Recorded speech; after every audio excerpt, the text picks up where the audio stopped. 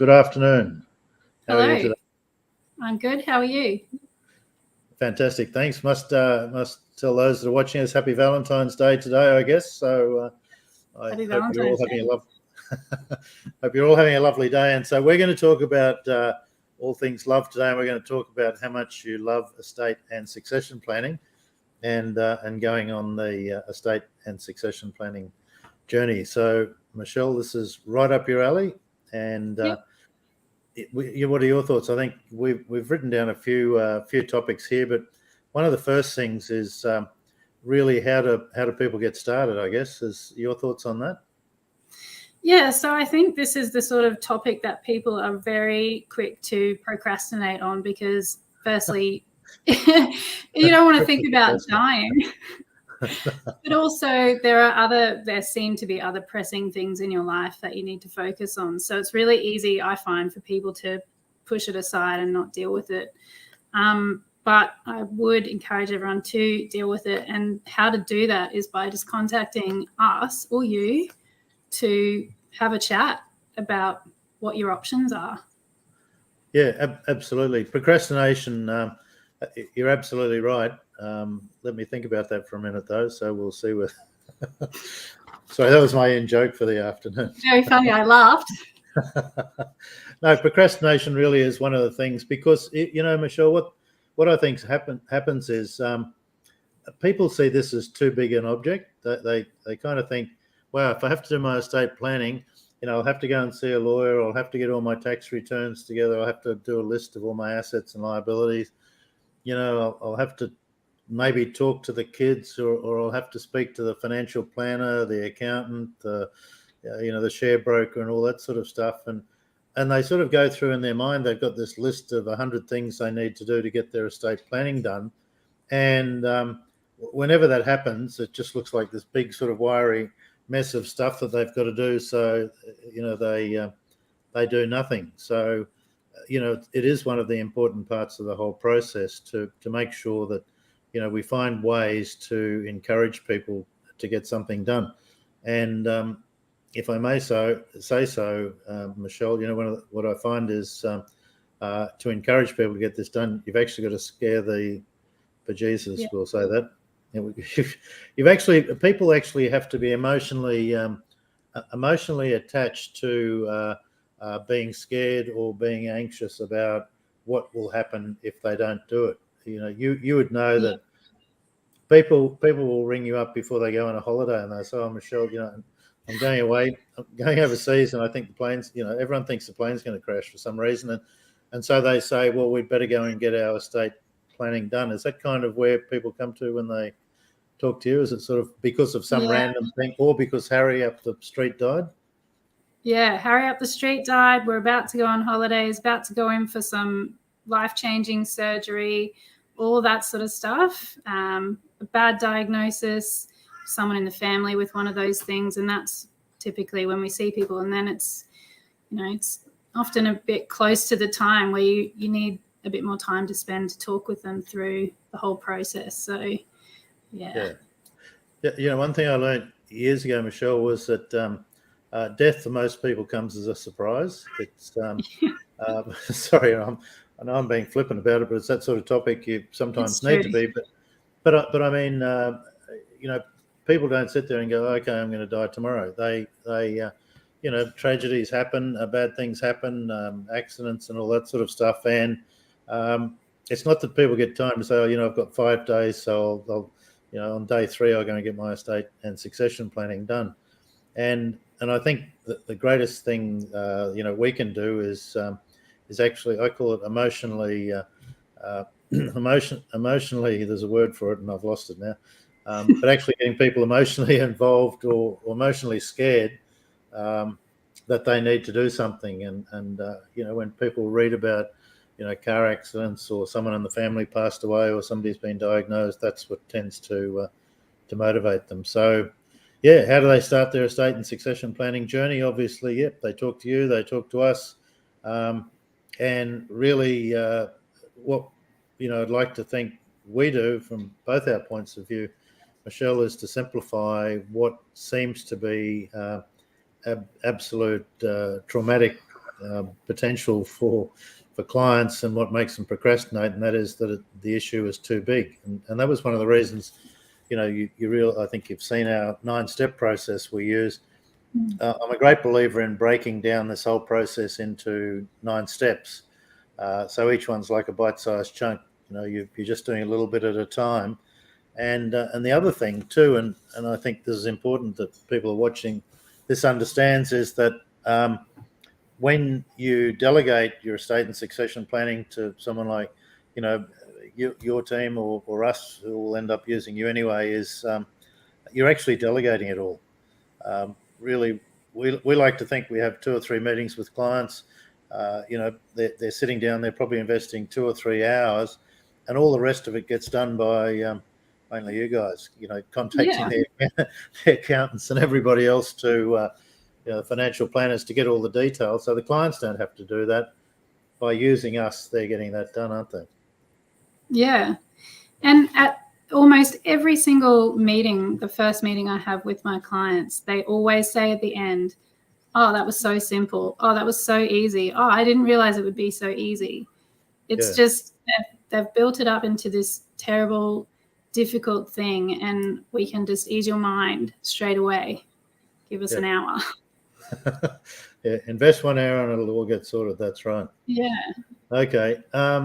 Which probably leads in, and this is your second step. So do you want to go through that? The second thing that people need to think about before starting the journey?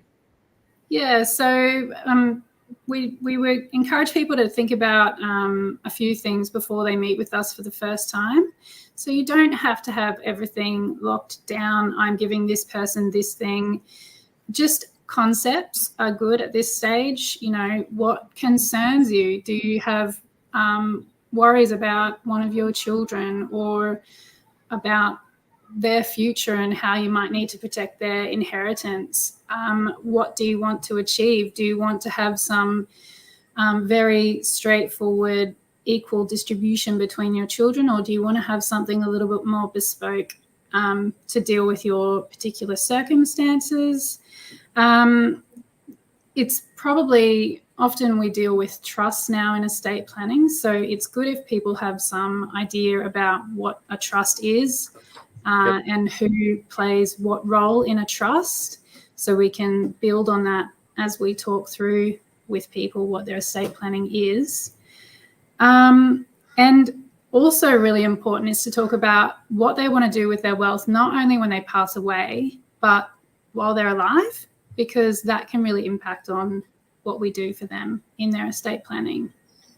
Yeah, you raised some great issues there, and certainly what I find is a lot of times when people turn up, they kind of in some ways have preconceived ideas about what they'd like to achieve, but in many cases, by the time they've gone through and they've sought advice, a lot of times they might change their ideas in regard to what they can do. And one of the greatest issues I think that I talk about is the unknown unknowns. People don't know what they don't know.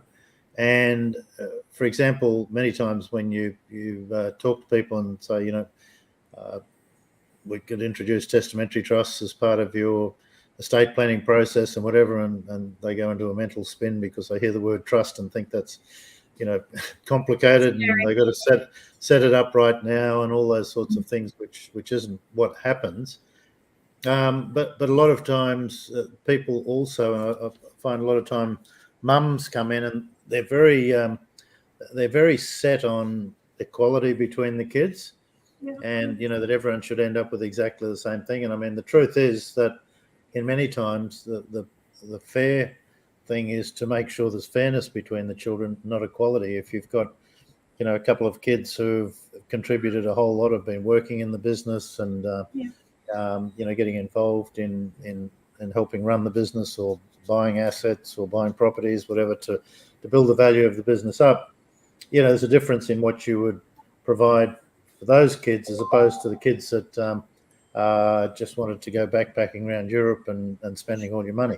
So also, you've got to look at things like what provisions have you already made for some of your children. You might have already helped one with a house and so on. So it's not fair if your estate is equal, but you've given, little Johnny has got, $3 million from you already, and the other kids haven't got anything. So, they're the sorts of things I guess we try and encourage people to think about before they come along. But in most cases, a lot of the work we do is in regard to, farmers, graziers, and so on. It's kind of trying to work out, who's going to take over the farm, who's the right child to take over the farm. Doesn't mean it's always necessarily the eldest son, as used to be the way, but who, or the business, farm business, whatever, who's the right person to take over that asset, and how do you create fairness? So, sorry, I'm waffling. Yeah. And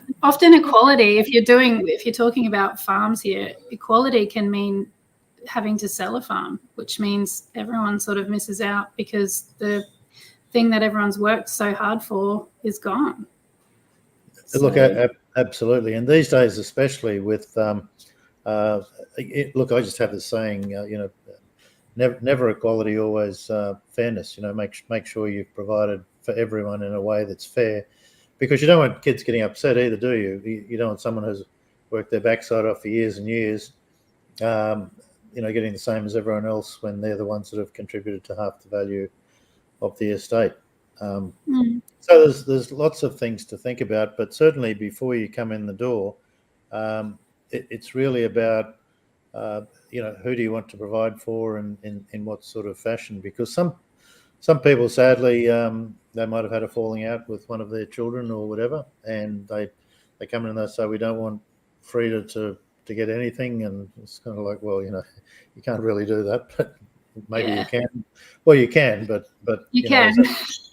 You can, but I mean, is that really what you want? Yeah. And so on. So, I think the key takeout is to make sure that whatever you do, the kids still get together as mates at Christmas time, and your grandchildren still get on. You had a look at that video I did before about, and I'll talk about that a little bit later. But I mean, the main thing is, at the end of the day, you want to make sure your kids are mates, because your grandchildren will then all be mates as well. So all the cousins will still get on. And I mean, as a parent, that has to be the most important thing. Yeah, I agree. There you go. Sorry, I'm talking too much, Michelle. No, it's fine. It's good. Okay. What's your third thing? What to bring to your first meeting. Yep.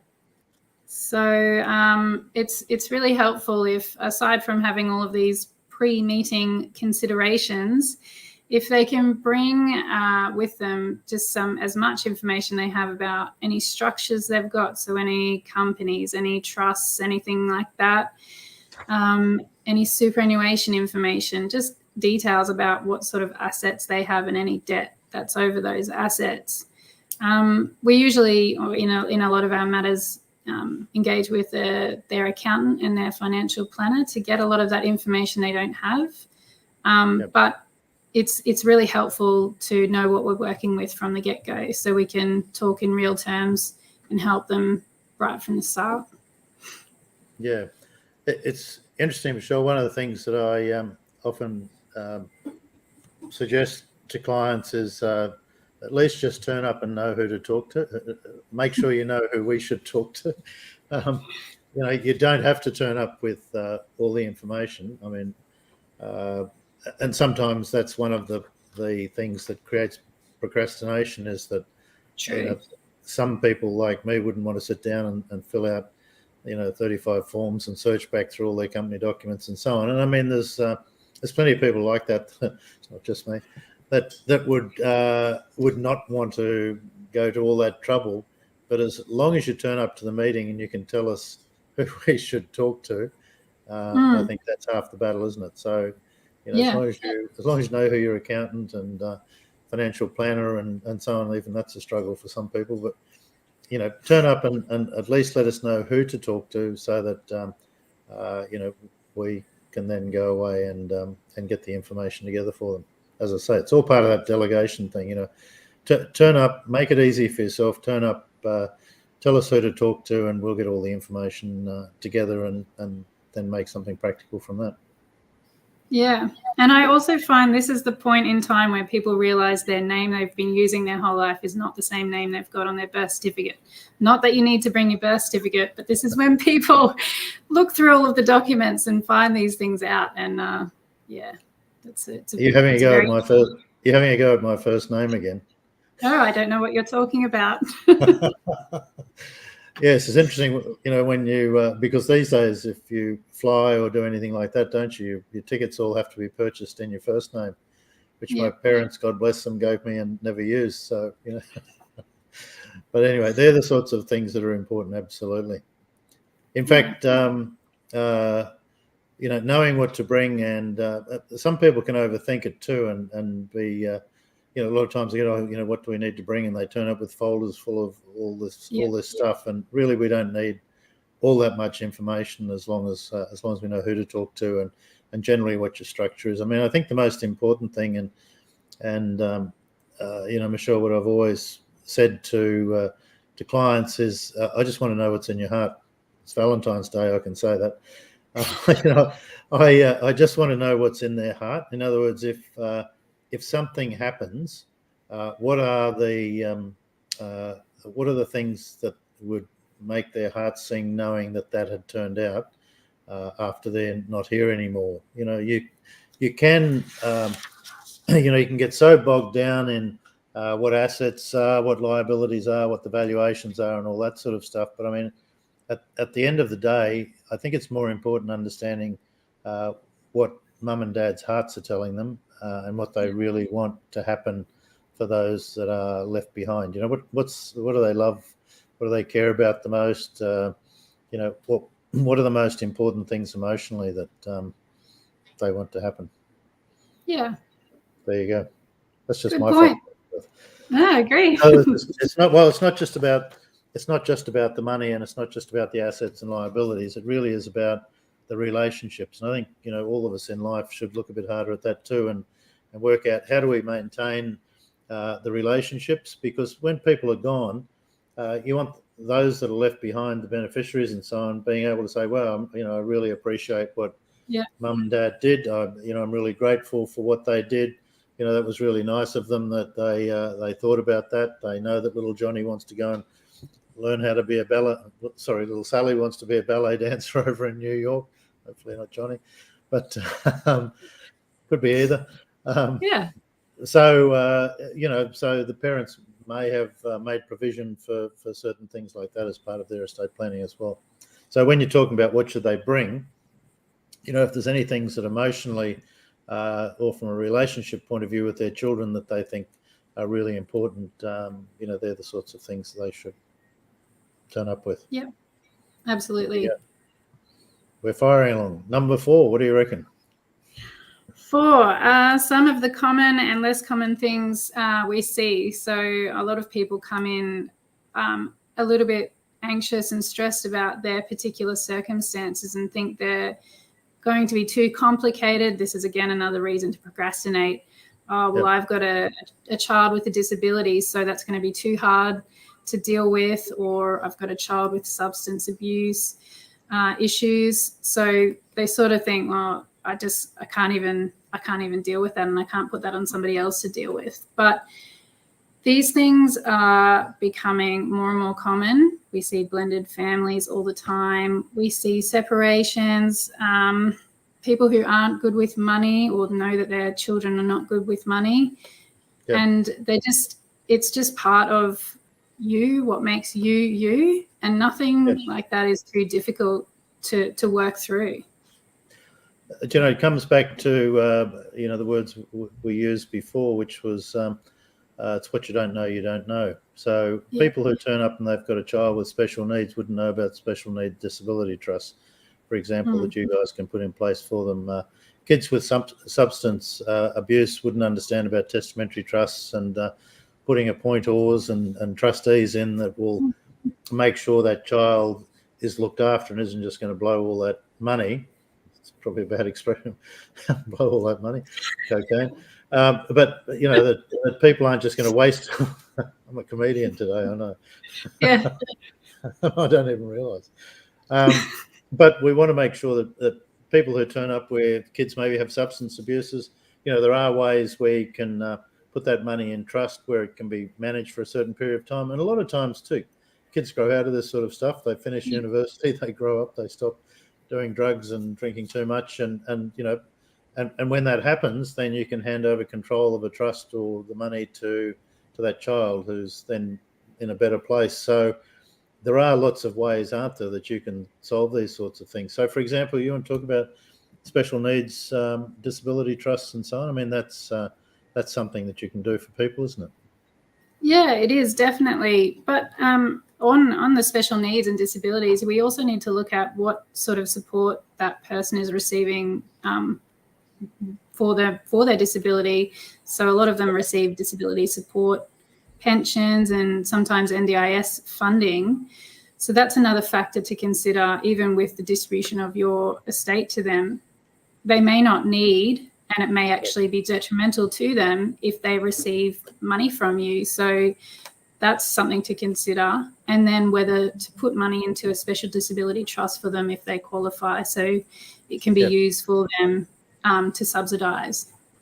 Yeah, because if they're getting a huge payout from the government already, giving them money may prejudice that. So you're absolutely right.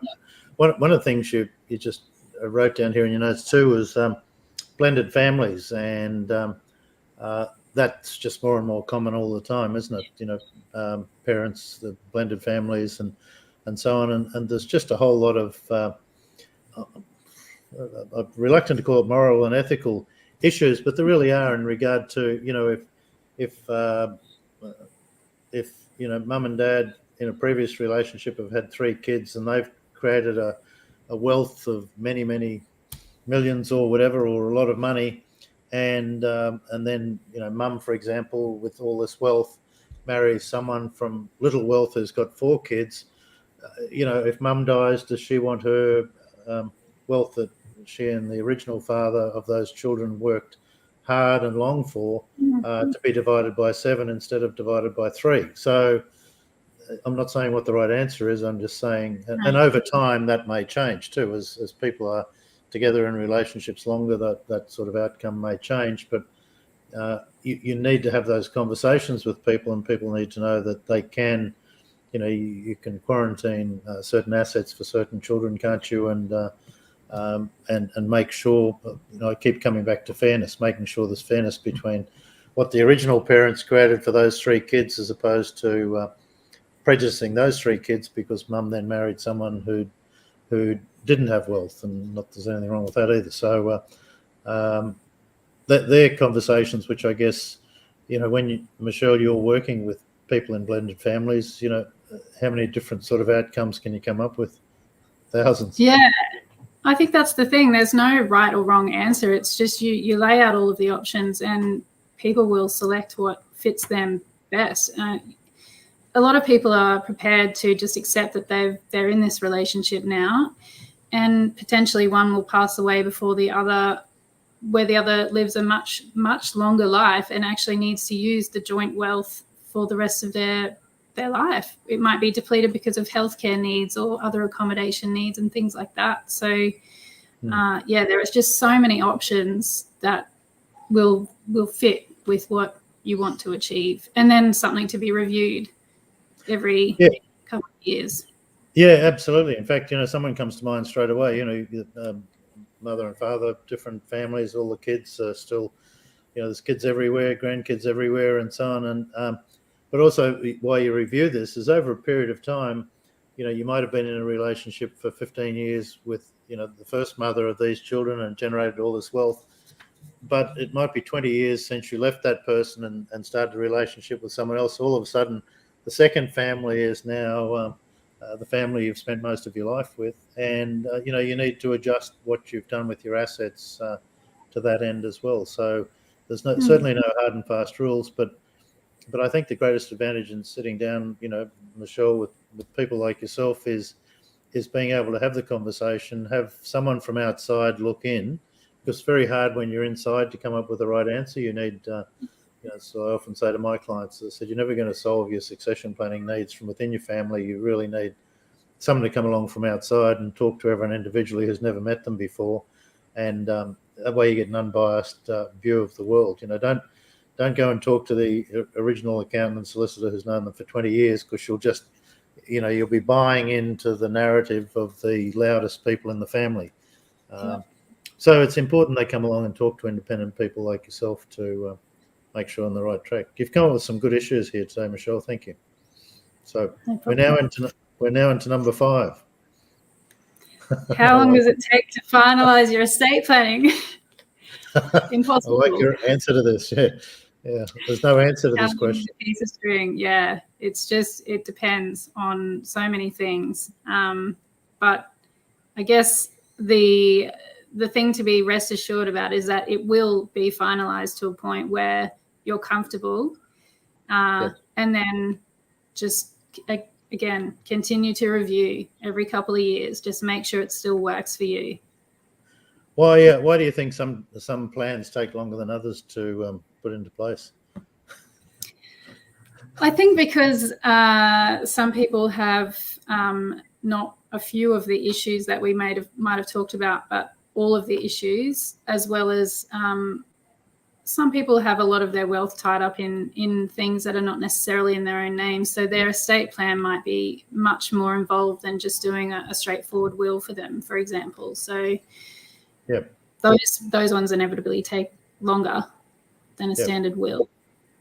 Yeah, look, absolutely. And, sometimes the clients hold up the process too, don't they?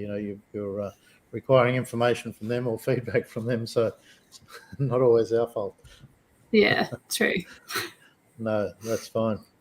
One of the comments, but certainly, there is no answer to how long does it take. I mean, if you want something done and it's simple and you need an interim will in place, you might be able to get it done overnight, but or by within a day's time. But to really do what we do with the due diligence and the distribution matrix and looking deeper into what people own and owe, and make sure you've got the ownerships right, and talking to the accountants and solicitors, sometimes they're the ones that are holding you up. So, but sometimes when people really need something done urgently, and I mean you're aware of this, is putting interim wills in place is something you can do very, very quickly, and 99 times out of 100, what you're doing is you're creating something that's going to be a lot better than what they've currently got in place, which is either nothing, out of date.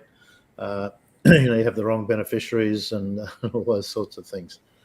One of the other issues you raised, Michelle, was how do people understand the value that you create as part of helping with their estate and succession planning? And it's one of those things, isn't it? Because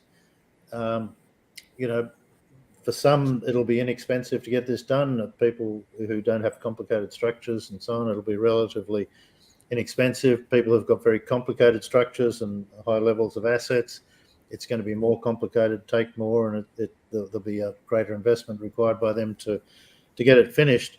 But you raised this question about how do the clients, how do you help them understand the value that you've created along the way? Have you got an answer to that question, or? I am learning the answer to that question as this day progresses. It is something I really, because I know the value of it, and I know people who have gone through it with somebody they love passing away. They often know the value of it, but for a lot of people, it's really difficult for them to understand the investment, as you say. So Well, it is an investment, because I mean, at the end of the day, people have to invest money to get the result. And you've picked up a word which Tom uses because he stole it off me, and that's peace of mind.